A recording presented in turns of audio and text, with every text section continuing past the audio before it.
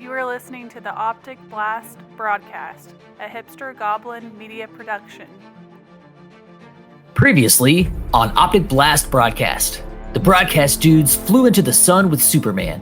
We journeyed alongside our hero as he fought against the clock of death, as his own body is breaking down and he doesn't have much time left.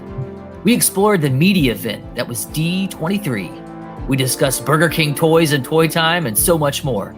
So if you haven't heard part 1 of this broadcast, use the power of the internet and time travel yourself back to episode 10. Now, it's time for episode 11, part 2 of All-Star Superman. So hide your kryptonite, lace up your boots, put on your red cape. It's time to save the galaxy with Optic Blast Broadcast. As always, I'm one of your hosts, Old Man Lockman, and I'm going to kick it over to my bro, Dylan Olson, Bully McGuire. Let's go. Yes, sir. Let's go. I'm super excited to be here for another episode of the Optic Blast Broadcast. We're a little late. We unfortunately missed last week, but that's okay. Better late than never. Yeah, I'm super excited to continue our All-Star Superman story today. It's been a good one so far, and I think part 2 has been just as good. I'm definitely excited to talk about it with you, bro.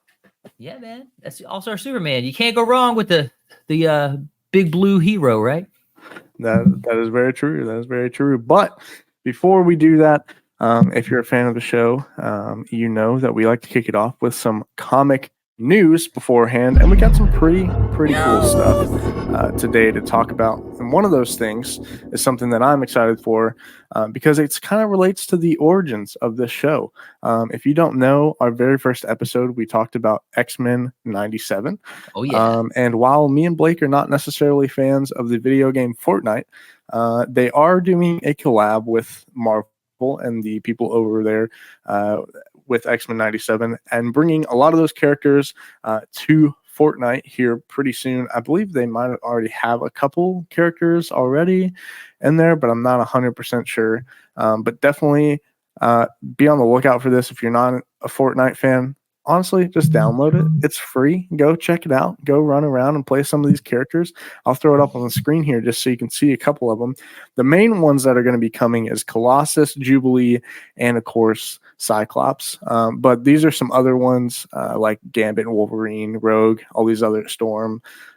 Is that Jean? Yeah, that's Jean. A bunch of other different characters I believe that will be coming hopefully in the future. But honestly, like I said, if you're not a fan of Fortnite, go check it out anyway. Go run around and play these characters. It'll be a good time, even if you just download it for an hour and play it. So yeah, that's the thing is I'm not really into that style of game. I've played it before. My brother was like pretty into it.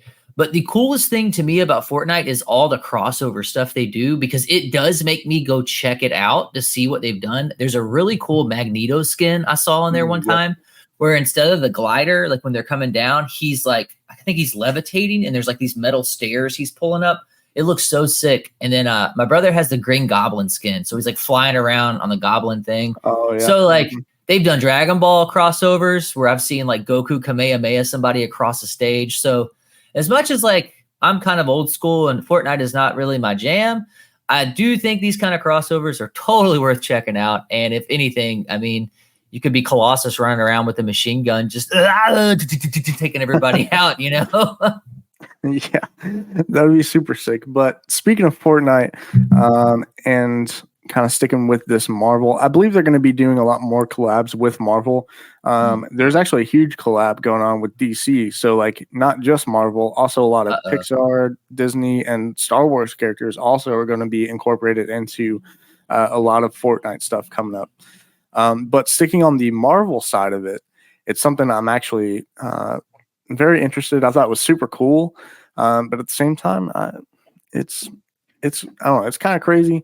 So this is actually, so Fortnite doesn't really have much of a story to it, but they do have these cool like cinematic parts of it that, you know, like just really cool videos with the characters kind of running around or whatever. So I don't know if this came from one of the cinematic pieces or if maybe this is an actual place that's going to be in one of the maps.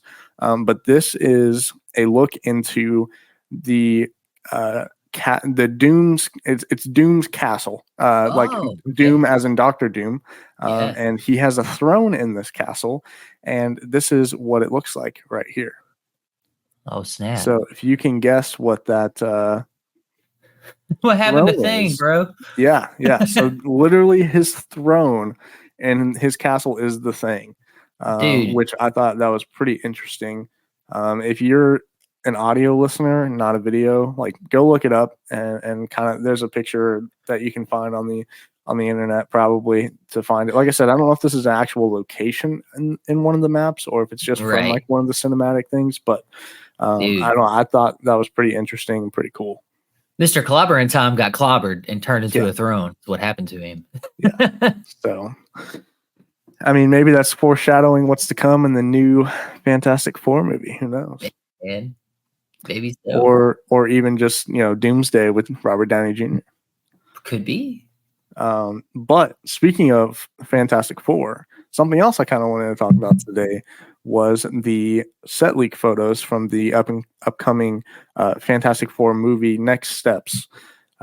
So I'll pull those up really quick for you guys. All right, I'm excited for this. I haven't seen this. The set leak from Fantastic Four. All right, Yeah. and like the retro feel that I see coming from it is kind of cool, but I'm wondering how they're going to squeeze that into the MCU. Yeah, there's quite a few set leaks out there, but the two big ones I kind of wanted to focus on was like you were saying, it's more of a retro feel. So the first one is actually again the Thing, and you can kind of see the suit. It's very it looks like the Thing. Yeah, and they're going back to like practical. Yeah, and it's not CGI. Yeah, it's not CGI. It's more practical effects, and you can see like the mask they're kind of putting it on over him right there. So I think that's really cool. And then of course the suit. I believe there was a Fantastic Four movie. I don't know if it ever released. I think it was one that never got released in like the 90s. Yeah, back in like the 90s. Yeah, and they had a very similar style when it came to their suit. So I think this is really cool. I really like this more old school, like you kind of said, retro style suit. Yeah, that's really cool. I'm sorry. I think the if you can take practical effects and just clean them up with a little bit of CGI and editing, I think that's much that's the better way to go. When you watch a whole as much as I love Endgame and Infinity War, all those movies were just shot on a green screen. Like the whole thing is CGI, and it's like I like when like Star Wars when they went back to the Mandalorian and you actually had like Grogu as a puppet, and the little like that to me is just I think it just looks better. I definitely agree for sure. I think the practical is definitely the way to go. The CGI, like if it's done well, CGI can look really good, but I feel like a lot of movies and things that are kind of coming out that use a lot of CGI, they don't, because they're using so much of the CGI, they don't look at the small details and they just kind of gloss it over. But like there's movies that like if it's like one scene and it's a lot more CGI rather than practical, I think it looks just 1,000 times better because they actually take the time to make it look good. But whenever the whole movie is CGI, I feel like they skip over a lot of the details. It looks very animated and it's just not great. It definitely could be better. I think that's why Jurassic Park holds up so well. Jurassic Park used actual like life-size T-Rex puppet animatronic that they made, but they also CGI'd over it too. And that was like kind of the groundbreaking movie for CGI. And that movie still holds up today. And it's because they mixed both styles, right? So I really, that's pretty cool. I like Thing. I don't care much for Fantastic Four, but Thing and Johnny Storm are like the highlights of that team for me. So I like that for sure. Speaking of Johnny Storm, so they actually have another picture on here somewhere. Let me find it really quick of Joseph Quinn in his outfit right here. So you get a slightly better look at it, what it's going to look like. I think that's pretty sick. Also, Joseph Quinn, shout out Joseph Quinn. This is the same dude that played Eddie in Stranger Things. I didn't realize that's who that was going to be. I haven't looked into the Fantastic Four movie at all. So that's really cool. I liked him in Stranger Things. Yeah, and this is also, I believe, the rest of the cast. So this is, I'm not sure this guy, the actor's name, but this is the guy that's going to be playing the Thing. And then this is Pedro Pascal, who is going to be playing Mr. Fantastic. And then Again, I cannot remember. I'm not sure. I don't remember what her name is, but she will be playing Sue Storm. Vanessa, is that Vanessa Kirby? Is that who that So. is? Oh wait. Is that Oh what yeah. I guess it's literally on the top. I just needed to Yeah. read. Yeah, it's right there. Wow. I don't know Vanessa up. Kirby or the first dude, but I know Pedro. That's the Mandalorian, bro. Yep.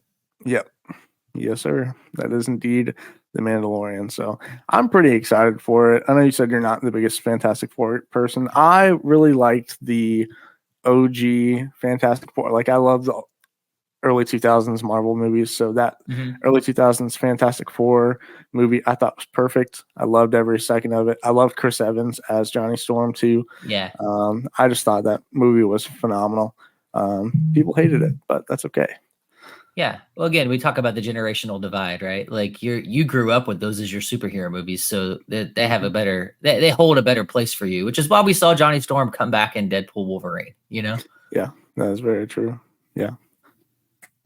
So yeah, that pretty much does it for most of our news today. But I do want to add another segment. It's going to be something a little bit new that I want to kind of incorporate. New stuff coming. Yeah, so it's a new segment that I'm going to call DC Newsletter because it's literally what it is. I get a newsletter from DC every week. They just kind of just give some news and updates on some of the stuff that they got going on over at DC. And I'm a big DC guy, so I'm going to pull this up really quick and kind of share with you some of the cool stuff that they have going on at DC.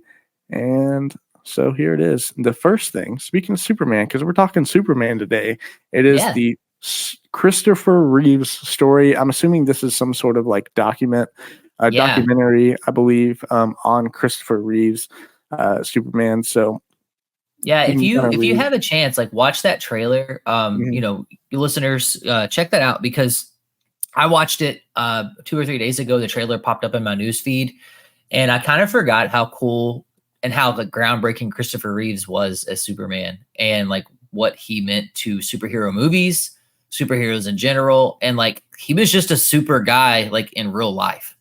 And so I'm actually really excited for that. It's going to be a tearjerker for sure, but I'm excited for it. Yeah, so it's coming to Max, if I'm not mistaken, I believe. But it will also actually be available in theaters in September 21st and September 25th. So if you want to go see it in theaters, make sure you go and get your tickets for that. I don't know if I'll go see it in theaters, but I'll definitely probably check it out once it comes out. Yeah, bro, I'm not trying to cry in my popcorn in the theater, but you know, at home I might be all right. Yeah, in the comfort of your home, it's okay. Yeah. So yeah, I'll definitely be checking it out for sure. And it definitely sounds like Blake will be as well. And then this next thing is something that I thought was pretty interesting. So I'm assuming this is some sort of kid's book. It is called Sleepy Little Batman. It's captioned 99 Young Batman. Even superheroes need rest and sleep, Little Batman. So I'm assuming this is, like I said, a kid's book about a sleepy Batman. So I mean, if you got kids, go buy this. The Caped Crusader and his super dad. Wow. Yeah. You know, Bruce Wayne's not going to like that. I'm just telling you. Yeah. Don't disrespect that. It says it's time to go to sleep, but a young Batman is not going down without a fight. That's so funny. Nah, that's awesome. Yeah. So go check that out. If you have some young kids and you want to introduce them into some superheroes, go get that. Go pick that up for sure. Yeah, man. And then the next thing is the DC shop currently has their summer sale. So a lot of their stuff is up to 75% off. I thought this is a kind of a pretty cool little graphic that they had on here, like very old school Adam West style Batman back here. I thought that was pretty sick. I'm going to go check the sale out because I want to buy a new Superboy shirt. So the Superboy shirt is like the black shirt with the red S on it. And I used to have it and it just got worn out. And I was like, I need to go check the sale out. Maybe they got the Superboy shirt or maybe a Superboy tank top since it's a summer sale. Maybe I need some Superman merch. After reading All-Star Superman, I'm like, I need to get some Superman merch in my life. I don't have any. Yeah, I was actually thinking about that today. I was like, man, I really need to get more because I I was gonna put on my Marvel hoodie, and I was like, no, that's just disrespectful. I can't do that Yeah, on Superman you couldn't Day. do it. You So couldn't do it on Superman Day. Hey, speaking of shirts, so today I got on my boy Orange Piccolo. So shout out Anime Tofu. Go check out Anime Tofu. That's our brother channel. They do all our anime stuff for Hipster Goblin Media. So I wore this today because like I don't have a Superman shirt, and last time I wore Goku, and because like the most powerful other form of superheroes I know of is the anime realm that can even get close to Superman's level. And so I got Orange Piccolo on for Justin. Plus, Justin just had a kiddo, so congratulations to that, my friend. And go check out Anime Tofu, man. If you're into this stuff, more than likely you're going to be into anime too. And even if you're not, they're going to get you some entry level position animes for you to start getting on your anime kick. So go check out Anime Tofu, man. oh yeah. Those guys are doing some great stuff over there. Robert, Justin, Virgil, they do a great job with Anime Tofu. So like Blake said, definitely go check that out. And so yeah, that's the summer sale. And then I'm not really sure what these are. I'm assuming these are like just little questions at the. I don't know if this is like a. That's a cool newsletter, man. Yeah. Oh, and then I almost forgot this. So every week they also have a character spotlight. So this week's character spotlight is Mr. Terrific. So if you like click this link, it'll take you to like a whole synopsis about the character and what they're all about. So Mr. Terrific character spotlight this week. Definitely go check that out. If you don't like sign up for this newsletter, I don't know how to do it. I'm assuming you can do it on the DC. It just website. showed up in your email one day. Yeah, I'm assuming I got it from the DC shop. I randomly just thought, I was like, man, why have I not been doing this? Because I knew I got them. But yeah, and then also a couple comic recommendations they give out every week. Looks like Batman Dark Age #5 is also it's available now, and then it looks like some sort of Rise of the Suicide Squad, Absolute Power Origins 2. So that's got to be something with Amanda Waller and the Suicide Squad, it looks like. And then Wildcats, the complete series, which I know absolutely nothing about this. But all right, Wildcats is Jim Lee's baby. So Jim Lee left Marvel and he started his own thing. And I think it was Wildcats was like one of his main first launches. So that's pretty cool. Complete series of Wildcats. So maybe that's like new releases or something on this newsletter. I'm not sure. Yeah, that I'm assuming that's probably because it says now available. New releases. So yeah, but that pretty much does it for our DC newsletter. And with that, Blake, you know what time it is. Man, I tell you exactly what time it is. It's toy time.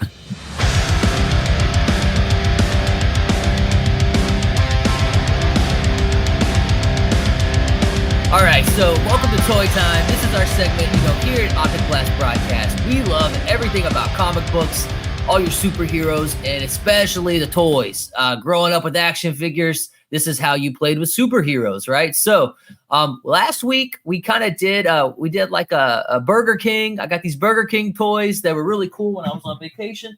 I still have them in my office. They're still hanging out with me out here for you to check out. Hey, remember us? We were here last week. Yeah, so that's them. But we've got something else this week. We talked about our favorite Happy Meal toys. Growing up, you had all sorts of stuff. Turtles were in there, superheroes, Batman, Wolverine, okay, all the different comic books and everything. Growing up, they had all these cool toys. And as a kid, some of those toys became like main action figures for me, like the Batman. What we're gonna watch a little commercial here in a second. That lineup entered like my action figure roster of people, and I actually have an artifact for us today, an actual legit artifact. This bad boy was the Batman animated series. This is OG. This is original. This is my toy from when I was a kid. I love when people. So what I did is I put one of the Kenner capes on him when I was a kid because he had like this little plastic cape that plugged in right here. but I lost it. And it was just a little plastic cape. If you know anything about action figures as a kid and as an adult, even plastic capes don't cut it, dude. You got to get rid of those. You don't need the plastic capes. So I took one of the Kenner Batman because I had like 500 of them. And I took one of their capes and I put it on him as a kid. And I still have it. Like to this day, that shows you how much I must have loved this guy, that somehow I don't remember like being like, I want to hold on to him. I don't remember that. I just know he's always been with me. Like ended up in a box when I moved, he's always been with me. So it's the 1993, I think that's the one it came from, the animated series Batman. I love when you see the fade on his symbol.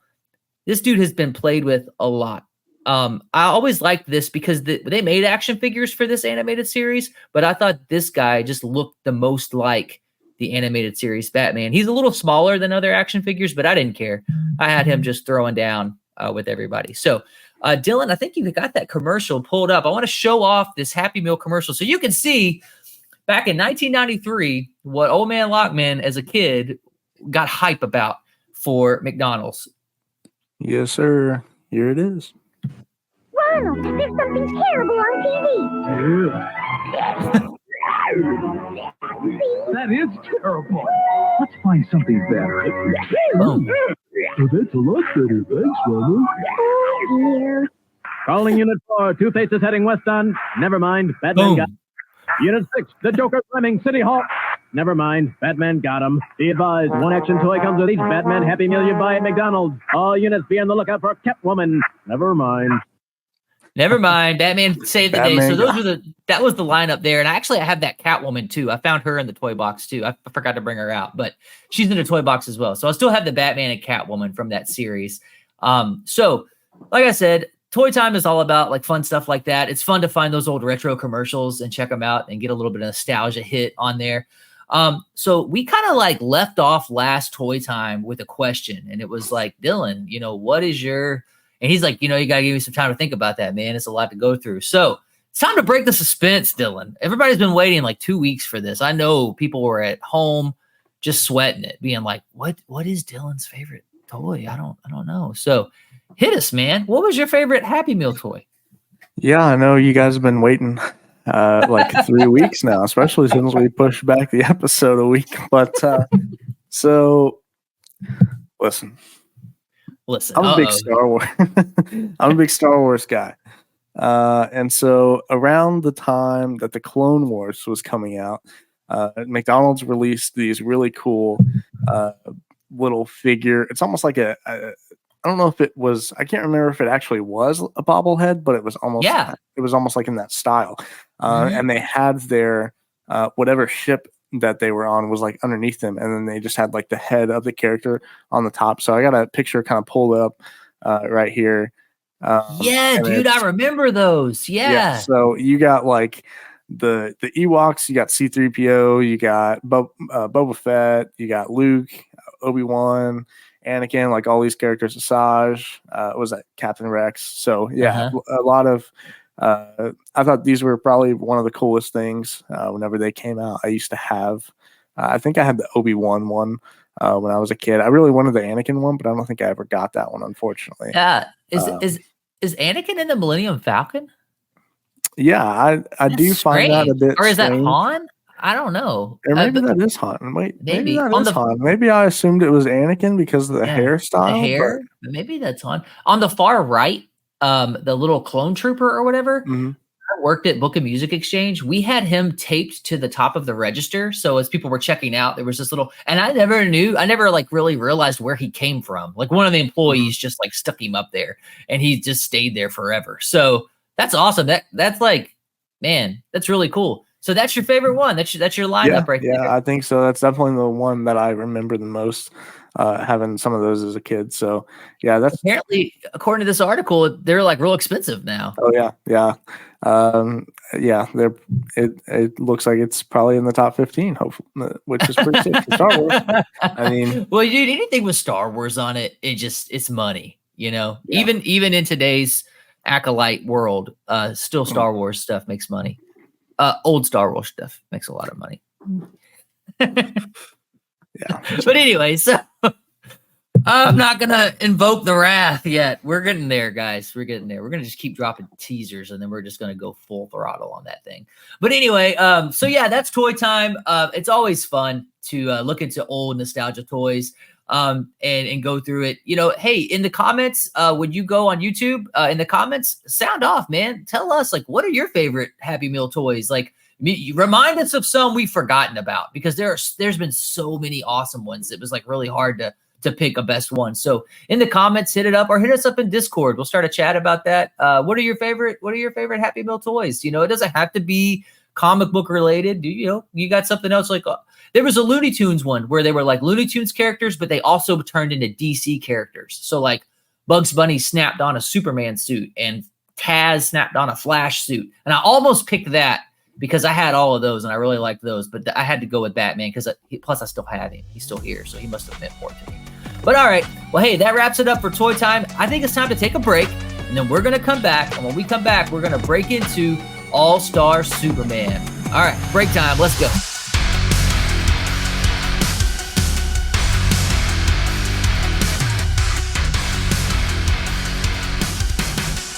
All right, we are back from break.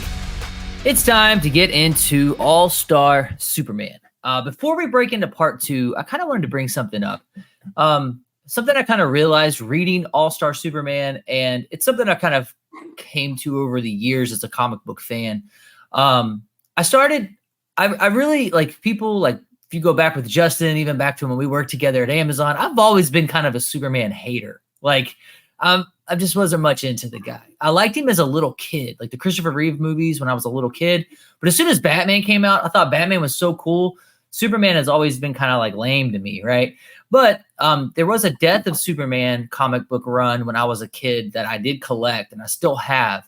And I liked that a lot. And then I liked the Supermen that came after that. So I do have history with Superman in comic book format. But until reading All-Star Superman and then kind of researching the first time I read it and then going back through it again this time, it kind of put like a big respect, an even bigger respect for Superman on me as a comic book fan. So there was this movie. So I was a Superman hater for a long time. And my roommate at the time, Clay, we were both big comic book dudes. We'd go down to Empire Comics. Shout out to George at Empire Comics, still going strong in New Albany, Indiana to this day. But we used to go down there and pick up our comic books. We'd hang out there and talk about comic books with everybody. He would always be like, dude, I don't get how you don't like Superman. This dude's right up your alley. You love Captain America. Like you would love Superman. And I'd be like, nah, man, he's weak, whatever. He showed me an animated movie and this DC, if you don't know this as a comic book fan, you got to get on this right now. We talked about the Max channel. The DC animated movies are 9 times out of 10 an absolute hit. Like they are banger after banger. If you go through and just start watching those, there's only been like 1 or 2 I haven't cared for. But like for the most part, those things are awesome. There is a movie. So if you're a Superman hater, like many people on the internet are, I fell into that camp myself. I want you to watch a movie called Superman versus the Elite. It is a movie about these superhero villain, anti-hero types. And they basically push Superman to the limit of his patience. And then he breaks bad on them in such a way that you can't help but respect Superman after you watch that movie. And that was kind of the turning point that started like Blake's haterade for Superman. I kind of put the haterade down. And I was like, hold on, bro. Hold on. Superman, maybe there's a little more here than meets the eye with me and Superman. And then I'm a huge Nightwing fan. Nightwing, we've talked about this before. As much as I love Batman, I mean, I got this Batman Arkham Origins thing up here behind me, and Batman's my dude. Nightwing, I relate with a little bit more. I love Nightwing. He's my DC top hero. I read a comic once where Nightwing is having some trouble in Bloodhaven, and he needs advice. And I'm expecting him to go to Gotham City, but instead he goes to Metropolis, and he finds Superman. And it's a team up episode it's a team up issue of Nightwing and Superman going through Bloodhaven, fighting crime together, and going through Metropolis. And while they're doing it, Nightwing's just talking to Superman about his problems, and he's going to Superman for advice. And Superman gives him really solid advice, and it made me think, like, why did he go to I know he has beef with Batman sometimes, but why would he go to Superman? So I started to research their history, And Nightwing's name actually comes from Superman. Like Superman had to be a superhero in that little micro city that he has saved. And him and Batman and Robin went back in there a long time ago, and he made up this like superhero name to not be Superman, and it was Nightwing. So when Nightwing took the mantle and made himself Nightwing, he did that named after Superman. So I thought, man, that's a Proton Canon, and I didn't even mean it. But that made me like really kind of change my perspective. So I think Superman is a super, super important character in the comic book world. And I just wanted to kind of throw that out there because so many people that are my friends that if they listen or watch this, they're probably really confused about like, why is Blake hyping up All-Star Superman? It's like, I have changed, guys. Like I put down the Superman haterade and I like Superman. He's a good character, man. And he's important. We need a moral good. We need a good guy that's going to do the right thing. We need that in the comic book world, kind of to offset all the darkness and all the anti-heroes. Like everybody's an anti-hero. Like Batman, anti-hero. Deadpool, anti-hero. Venom, anti-hero. Like we need a hero, like an actual hero, and that's Superman to me. So I just want to throw that out there before we jump in to All-Star Superman. I don't know what your history is with Superman, Dylan. I don't know if you've always been on the train with him or not, but I had to put that out there for all my friends who are were probably confused about me hyping up Superman. Yeah, I mean, when it comes to Superman, for me, like I've always been interested in the character. It's never been like my top favorite of all time. I remember playing. There's a game on 360, the Xbox 360 that I played. I'd never owned the actual game, and I'm really sad I never own the actual game. But I used to play the demo on the 360 all the time of it, and you would get to like just fly around Metropolis as Superman. And really, that was all it was. You get to play the game for like 30 minutes, I think was the demo, was how long it lasts. Yeah. But you could keep playing it. So I would just keep playing it over and over and over and just flying around, just doing super stuff, basically. So I think he's a cool character. I never got like super deep into him. I definitely think the like Flash, mostly because of the show, I think for sure, is what really jump started my love for like the Flash and even Green Arrow, and I've always loved Batman, especially with like the Dark Knight and all that. So like those were, I feel like Superman kind of got overshadowed for me whenever it came to just all the other characters that DC has that I had an interest in. Like I saw Man of Steel like a long time ago whenever that movie came out, but I never. Like it just wasn't doing it for me. Right. I know a lot of people love the Man of Steel and they love Henry Cavill as Superman, and he's great. I do agree, but there were just other superheroes that I had more of an interest in. But with James Gunn and what he's doing with his new DCU and all that stuff he's got going on with David Cornsweet and all the things that it seems very promising. And after reading All-Star Superman, I definitely think I have a newfound interest in the character, even maybe a newfound love for the character, because I really enjoyed reading the story, and I've really enjoyed kind of just talking more about Superman and learning more about Superman as a whole. So yeah.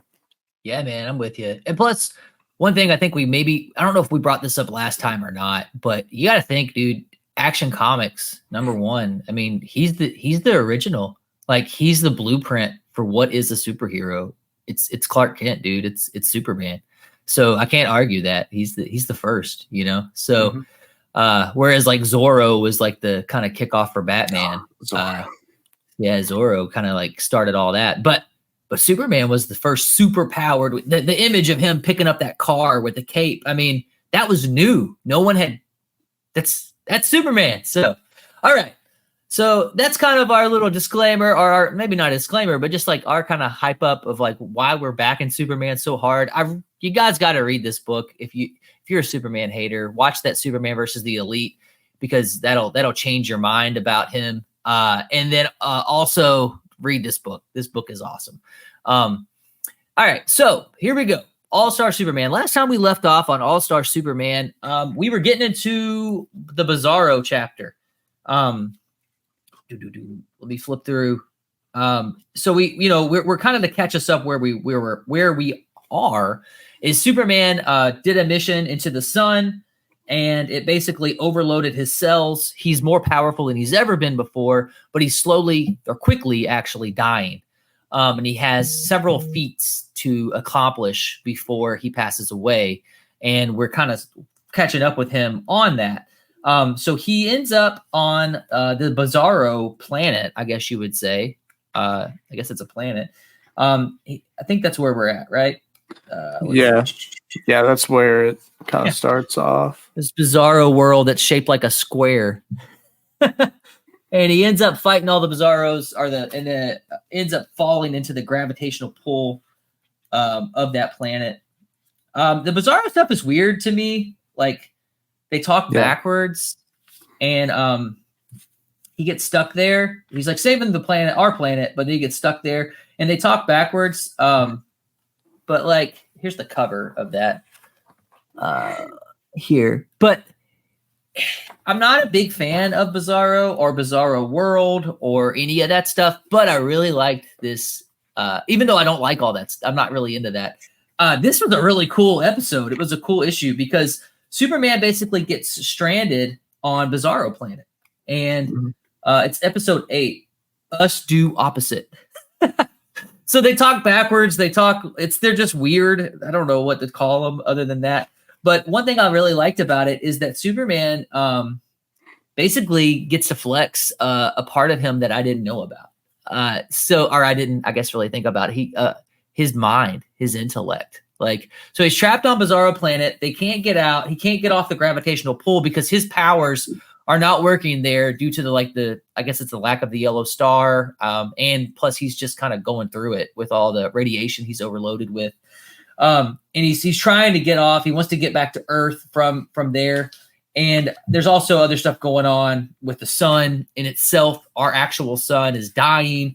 And so he basically gets with all the Bizarros, and in a long string of events comes up with a way to create a rocket to get him off that planet.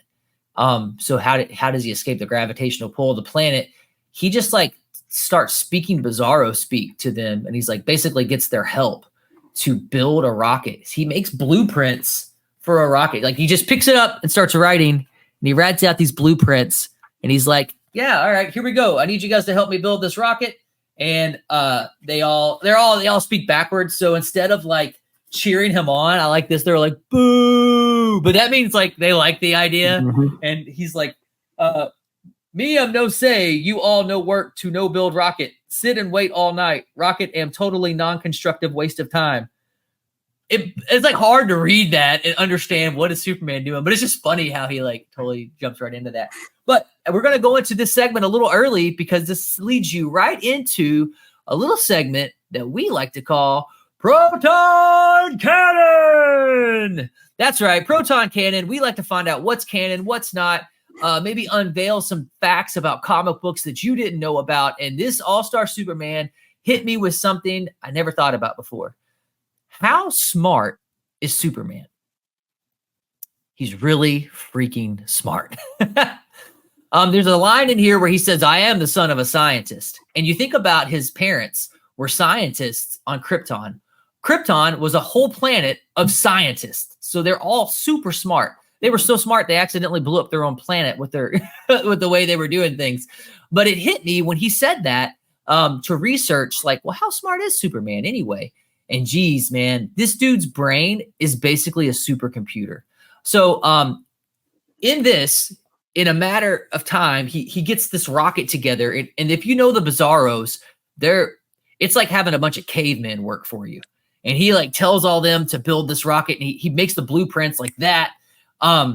He gets it all together, and they build a rocket, and it works, and he takes off. And he leaves the planet. I mean, this is pretty smart. But I wanted to show a couple examples in comic books of Superman flexing this super intelligence. This superpower we don't think about. We know he can fly. He's got heat vision, super speed, cold breath. He's got all this stuff, but we don't think about just how smart Superman is. So here's some examples. And I hope they blow your mind as much as they blew mine when I researched this.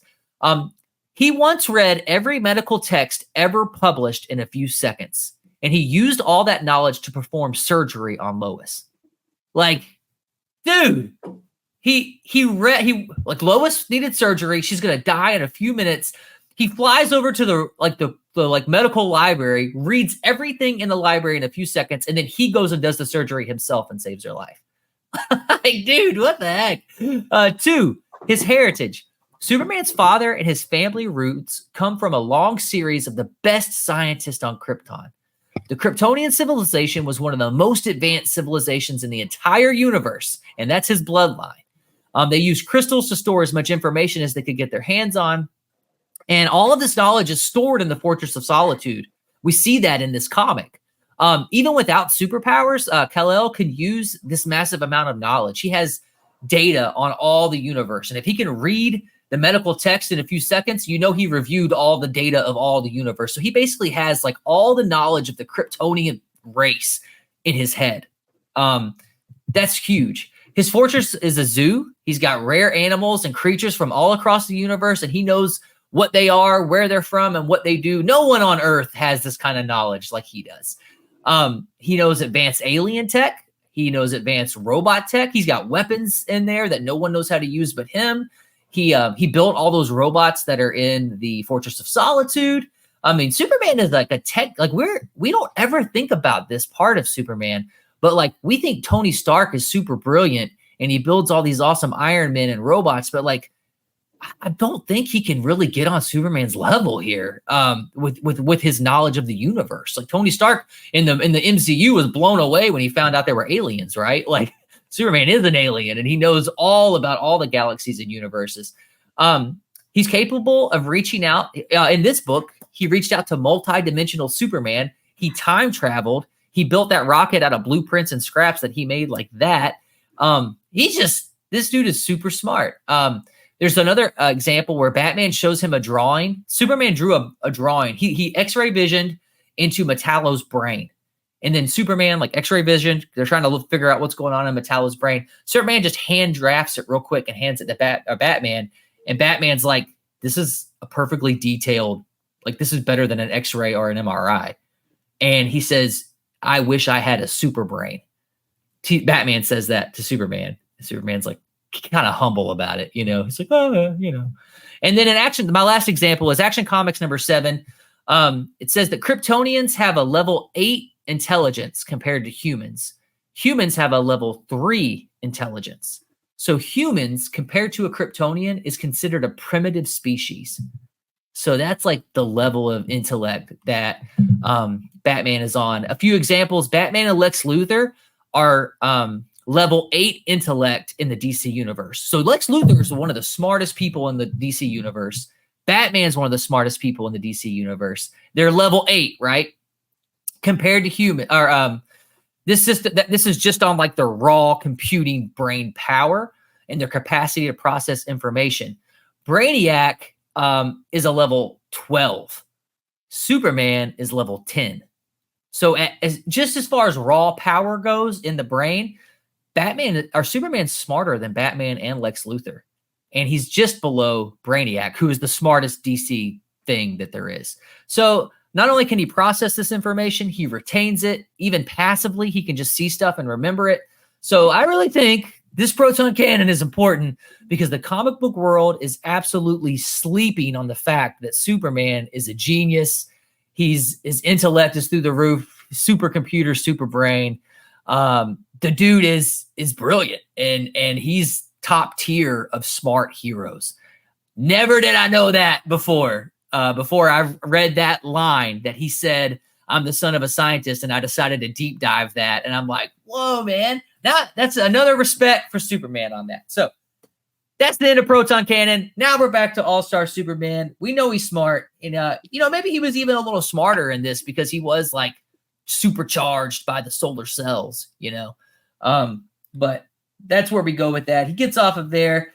We come back into the next chapter, which was the Curse of the Replacement Superman.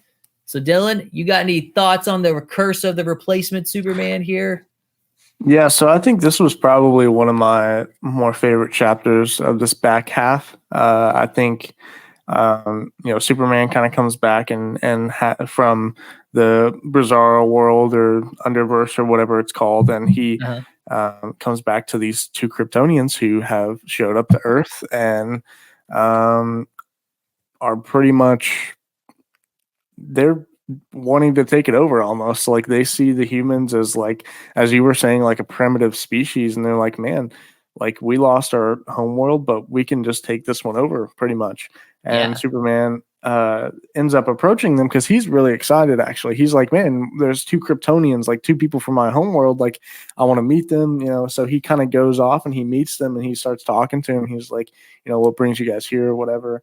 And then they slowly are like, yeah, we might want to take this place over. And then they end up going like to the Fortress of Solitude. I guess they have invaded like the fortress and kind of, I'm assuming they probably ended up stealing all that information. Like you said, I'm sure these guys are just as smart and as Superman is. So they probably went through and studied everything, all the information that he had on, you know, on Earth and everything outside of it that he has studied. So I'm sure they probably have all that information, and then they end up just kind of like pretty much attacking him. And they kind of give him the business a little bit. They crack literally the moon throw him and crack the moon. Yeah. They throw him into the moon and create this giant crater in the moon that cracks it, which I thought was pretty crazy. So I mean, yeah, so that was interesting. And then it kind of went on to after that they end up having another encounter a little bit later in the story where they're at the Daily Planet and they approach Clark. I guess they somehow ended up finding out that Clark Kent is Superman and Superman is Clark Kent, so they approach him there. And then Superman kind of goes out to meet them, and then all of a sudden the female ends up just dropping out of the sky and falls all the way to the ground, and Superman catches her. And it turns out these Kryptonians have some sort of sickness. I don't remember exactly what it was. Do you remember what caused it, Blake? Yeah, they so he said something to them about like you had to have flown through this radioactive cloud to get here, and it's basically poisoning you.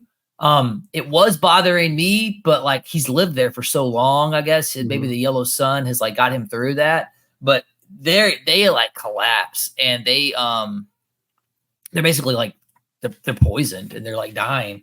And this is like the moral good I'm talking about in Superman. These guys like threw him through the moon. They beat the brakes off of him. It kind of reminded me of that Superman movie, the Christopher Reeves movie, where the Kryptonians show up, like Zod and them. And that's Man of Steel storyline too. But they like show up and just wreck Superman. But this is like the moral good I'm talking about. They collapse, they fall down, and Superman's like, hey guys, let me help you. You know, like he could have easily just ended both of them right there for all the crap that they've done. And instead he's like, let me help you guys try to like get through this. Your bodies are dying, but I can like transfer you guys to the Phantom Zone where you can like live. And so that's like, to me, that's Superman. Like he helped his enemies in the end and helped them. He turned the other cheek, so to say, and helped them, you know, get through it. And there's that one really cool line where the guy, like, they're like, bro, like their hands are like locked in. He's like, I'm proud to call you my kin, Kal-El, you know, like respect, bro. So that's really cool. You know, I like that. Oh yeah. Here's that line. Actually, now that I turned to that page where Superman right here, they're doing that's like the Arnold Predator shake, you know, right there. But Superman says, you're right about one thing. I am a scientist's son. That's the line I read. And I was like, all right, I gotta read into it. Cause they like make fun of him. Like, oh, this is a kid, a guy from a scientist. So and I like it. It's really cool. I like how they did that. And then he puts their consciousnesses into the Phantom Zone since their bodies are dying. So they get to live on. And so what a good dude, man. And then there they are showing up in the Phantom Zone, and they're going to keep Phantom Zone in check. So pretty cool. Good chapter. I agree with you. That might be my favorite one on the back half of the book. It just is really cool. Episode 10 goes into Never Ending. Never Ending. He kind of works with the small Kryptonian race that he has. And then he comes into my favorite panel. He does a bunch of little heroic deeds, like a robot he destroys. The Tink is it? No, it's not Yeah. the Tinkerer. So That's from my understanding, was this at the beginning of this, he's writing out his like final will and testament. Yeah. So are these? And you might not know, but from my understanding, I'm assuming while he's writing this, he's just reminiscing on things that he did. Yeah, And that's I'm kind of how assuming I it's took the it too. 12 feats that it's part of the 12 feats that he had. Yeah. As he's writing this out. So like present day, he's writing out, but he's going over all the 12 feats that he did, like, growing or making, is it Candor? I think Candor, like yeah. a full like deminiaturizing them, and then like Mhm. literally curing cancer and like a bunch of different, like, I'm pretty sure he's like reminiscing and going over the 12 feats that he has to do before he dies. Yeah, that's how I understood it as well. Okay. So that's kind of what I got out of it. And as he goes through, and then there's like the big robot that he breaks for Lois, to save Lois. There's also my favorite panel in the book is there's like a speeding train. I think that's where it came from. I can't remember. Maybe it was on the train. He was trying to stop a train, and there's a doctor on the train talking about how he can't like get to his patient. And so this panel right here is really cool. So the doctor apparently had a patient that was like suicidal. And so this girl is standing on the side of a building, and she drops her phone because like she's about to jump, like she's about to end it all. And Superman shows up behind her. And it's probably my favorite panel of the book, because that right there, man, like holding a person who's suicidal. And he says in there, your doctor really did get held up, Reagan. So like Reagan thought the doctor just gave up on her. And so she was about to give up on herself. And he says, your doctor really did get held up, Reagan. It's never bad as it seems. And then this line, he says this sometimes, you're much stronger than you think you are. Trust me. And then there's that scene of Reagan holding him and his cape's like blowing around her. That to me like sums up Superman. Like he's busy trying to save the world and do the 12 feats. And he heard that doctor going through that thing. Like he got held up on the subway train or the train or whatever. And he thought, you know what? I need to go check on this. And he goes and handles that too, while also handling everything else that's like global level bad. He takes the time to step into one girl's life and save her life. And that line, I mean, imagine Superman, the strongest dude on the planet, saying, hey, you're stronger than you think you are. Trust me. Like he sees a strength in her and he speaks to that strength in her and saves her life. And I just love that. Like that was such a cool little like quick panel, but it wrapped up like to me, like what I love so much about Superman. So Grant Morrison, good job, buddy. That was an awesome scene. So, but yeah, they go through that. Like you said, it's kind of like him, the 12 feats he's going through. It leads us up to, trying to think if there's any, Lois gets the story. And then you have, episode 11 is Red Sunday. And we get to where Lex, they're going to, they go to put Lex in the electric chair, and it doesn't work because Lex has already, remember how Superman gave Lois Lane that formula to make her a superwoman for a day?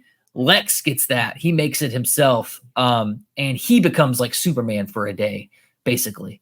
And this is like the end of the book, basically, is leading up to, but Lex kind of goes on his own rampage, and Superman's not really in a good condition to fight Lex because his body's breaking down because he's about to die.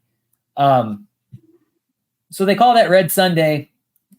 Lex is going through. Let's see. Superman puts on remember the sun is also about to just do its thing, and Superman's going to have to save our sun as well. While Lex is also acting a fool and being Lex. So I like the Superman suit that he makes. to kind of protect himself. I thought Yeah. that was really cool. Yeah, I definitely think that suit is probably one of the coolest suits I've seen from Superman. I thought that was really cool. So that suit is what he ends up making to protect him from Solaris, which is the tyrant sun that is currently affecting the sun and making it a red sun. So he's losing his the red sun would make him lose his power, Right. but because he creates that suit so that way it protects him from losing his power. And I'm assuming there's some sort of technology that gives him the yellow sun energy or whatever for him to keep his power, and it kind of blocks out that red sun.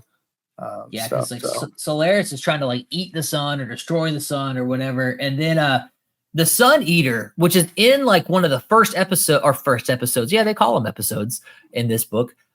You see him like kind of playing with the Sun Eater in like one panel, and then he flies off to do something. So Superman's like that. He loves the nature of the universe and all the creatures, and so he's friends with the Sun Eater. So he gets that Sun Eater out and gets the Sun Eater right here to go after Solaris, which is an awesome scene.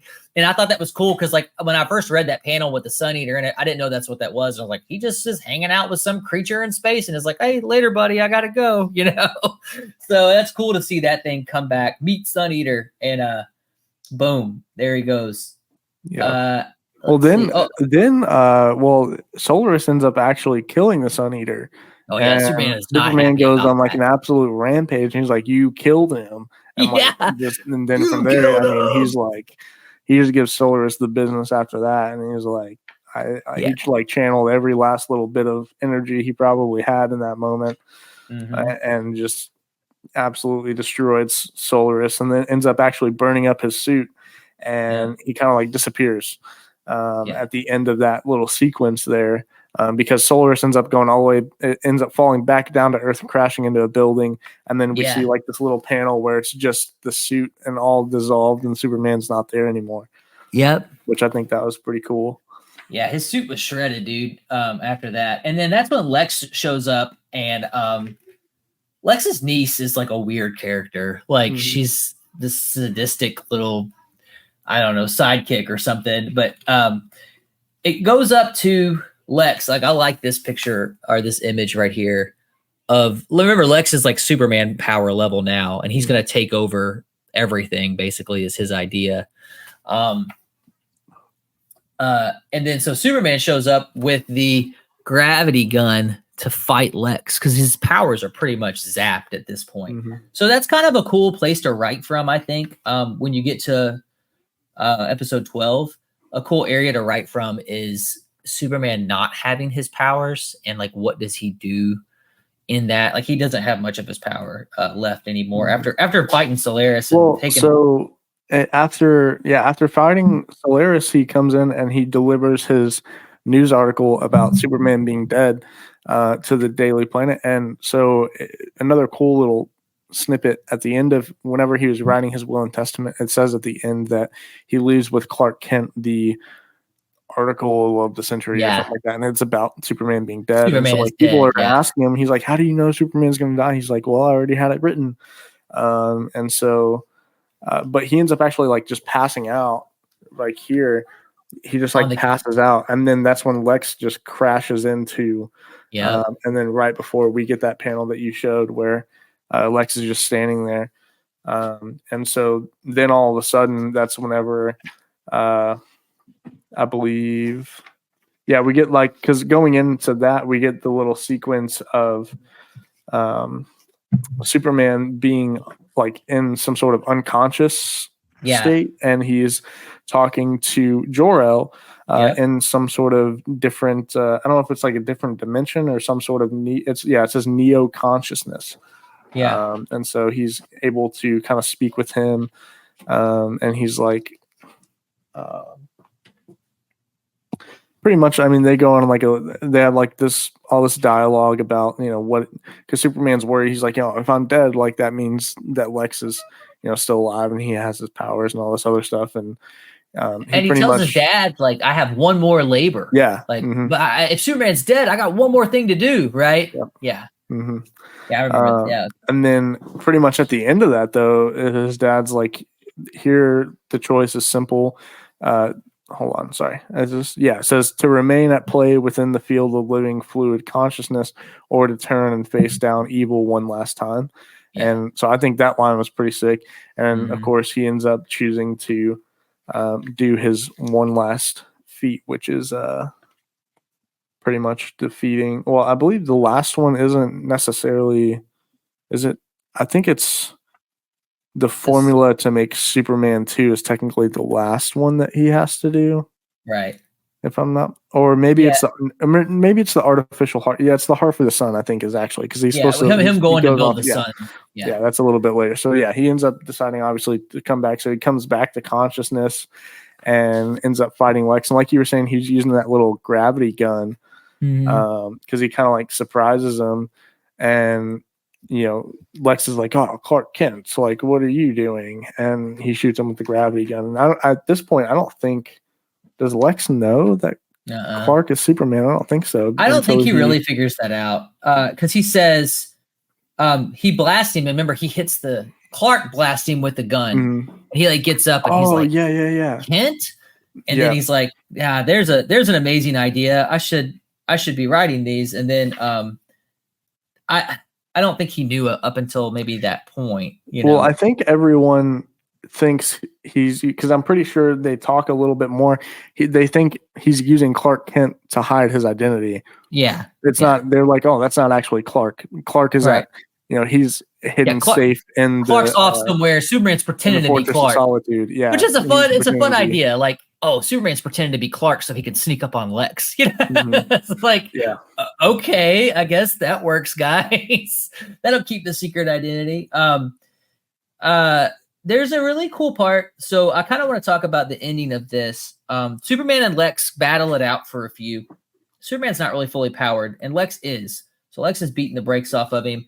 He's dragging him around by his cape, And this is, again, where we talk about the intelligence of Superman winning out in this story. There's an animated version of this, All-Star Superman. It's on Max. You can watch it right now. Or you can just look up this clip on YouTube. But Lex realizing what it's like to really be Superman is probably one of the coolest moments in comic book history to me, because Lex Luthor's his like arch nemesis and he's hated Superman. He's been jealous of Superman. Now he is a Superman and he sees what Superman sees through his eyes, and he actually relates and understands what's going on. So let's go right here. So he's like, it's so obvious. This is Lex. I can actually see and hear and feel and taste it. The fundamental forces are all yoked by thought alone. And his niece is like, Lexi, like, I think that's his niece. How do I get this hat to work? Like she's not like paying attention to what he's trying to say. He's like, it's thought controlled. He's having like an epiphany out here on the streets. These new senses, I can actually see the machinery and the wire connecting and separating everything since it all began. This is how he sees all the time, every day. Like it's all just us in here together. And like Lex is moved to tears and starts like becoming overwhelmed emotionally. And we're all we've got. Like that's what Superman sees, like all molecules, all everything. We're all together. We're all in this together. And he gets to see that. And he's like, it's us. Like we're all we've got. And he kind of, his niece is like, Uncle Lex, like tries to like snap him out. I thought we were gonna like destroy the world or whatever she wants to do, right? You're literally embarrassing me, and this is beyond all therapy. And then Superman gets up and is like, no, he's just trying to articulate how gravity warps time and how I forced his metabolism to accelerate to compensate. He's trying to tell you that his 24 hours of superpowers just ran out. So Superman is so smart that he uses a gravity gun, I think, in the beginning just to blast Lex through a building. But he did it because if your gravity is increased, time produces differently. His metabolism tries to match that, and it burns up all that superpower in him. So basically, Lex is on an advanced clock. And like, how smart is that of Superman to like think and do that?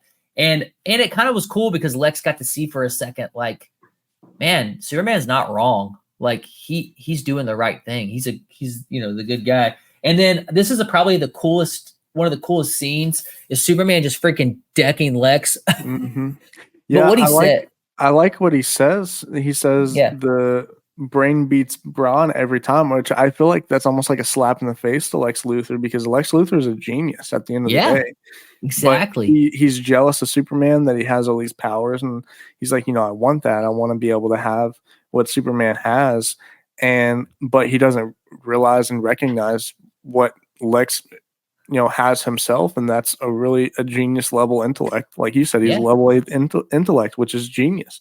yeah, He's still not quite on the Superman level, but he feels like he needs to be more. He needs all the superpowers that Superman has, and without it, he feels like he can't do what he believes is he wants to save the world. And Superman comes back even later. He's like, you could have saved the world years ago if it actually mattered to you. And you can yeah. tell, like maybe part of Lex really did want to be good, but he Mhm. believed that,